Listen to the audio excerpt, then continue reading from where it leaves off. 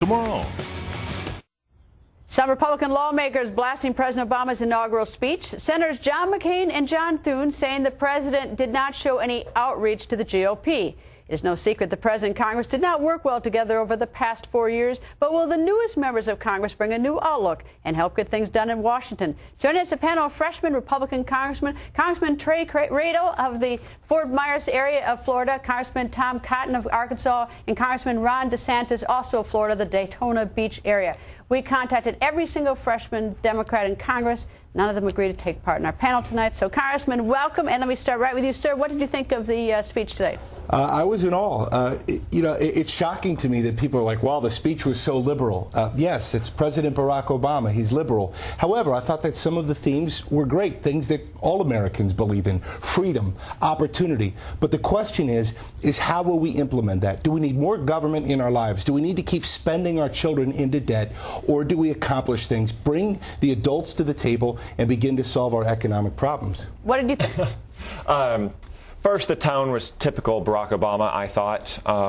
He doesn't just want to paint his opponents as wrong, but as morally wrong. He's been doing this with Paul Ryan for 2 years, who's the thought leader on budgetary issues in this country. Doesn't engage his ideas, just calls him names and questions his motives. But then second, on the policy, he didn't address the main crisis we have domestically, our debt crisis. And internationally, all he said was ending war.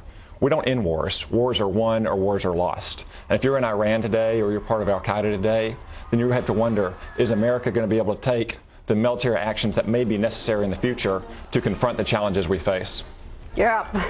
I was a little surprised. I thought that he would talk more about our debt situation. I thought he would acknowledge the need for economic growth, and he really covered those in passing. But I think it was a pretty aggressive ideological speech if you really sit down and parse it. But he's very effective at kind of making left of center points in ways that sound very inviting. And he harkened back to the founding fathers, but he was doing it to say, oh, well, here's what we believed, but now times change and we need collective action. So he's really advocating things that they necessarily wouldn't have agreed with, a bigger role for government in aspects of our lives, but he does it in a way that harkens back there. So it's just something that we need to understand. We're dealing with somebody who's very effective articulating a left of center outlook. Have you thought about, you're in the minority. I mean, you're the majority, but I mean, in terms of the overall structure of the government, you're in the opposition, whatever, right? But you've got a Democratic Senate, Democratic President. What do you hope to achieve? What do you think is realistic that you could achieve in your term?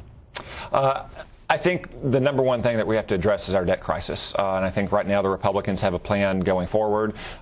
This week we're going to try to extend the debt ceiling by a few months to give the Congress and the President more breathing room to address a long-term balanced budget over the next 10 years. We have automatic spending cuts coming in place as part of the sequester spending cuts in March, and then the government funding mechanism at the end of March. That'll give us an opportunity to pass a budget in the House, pass a budget in the Senate, then reconcile those two. So you'd vote for increase the debt ceiling?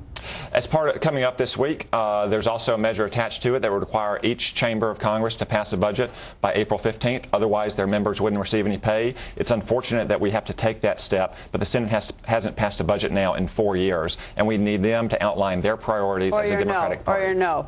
Yes. I'd be very hesitant to raise the debt ceiling or just put it on the side for right now. We need real solutions. What he's been outlining here are the true problems that we face today. Something, as much as I was in awe seeing the president today and hearing his beautiful speech, one thing that candidate Obama, when he's running, does is he's very successful at dividing people. But our problems are not about racism or anger or rich or poor. They're numbers. And once we realize that we can come together and fix these problems, sheer mathematics, we're going to do a heck of a lot better. But as one half of only a third in all of this picture here, us House Republicans, we don't have much of a voice. I sure would like to see the Senate president work with us.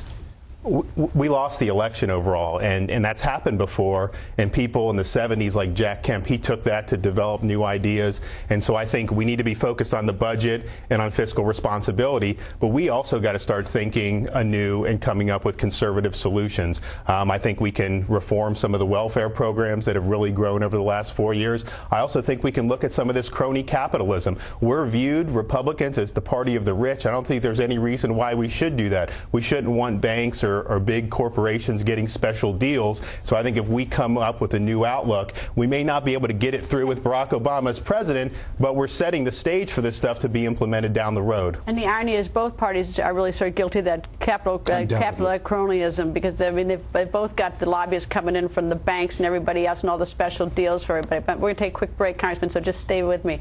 We have much more to talk about coming up. From health care to immigration, big battles ahead in the next 4 years. The new congressman will tell you how they plan to fight them. Plus the must-see, a Supreme Court justice setting a new fashion trend at the inauguration. These 3 congressmen are going to wear it at the next one. And wait till you see this, the story behind the hat that has all Twitter abuzz. And in 2 minutes, get ready for this one, Vice President Joe Biden's first gaffe of the second term.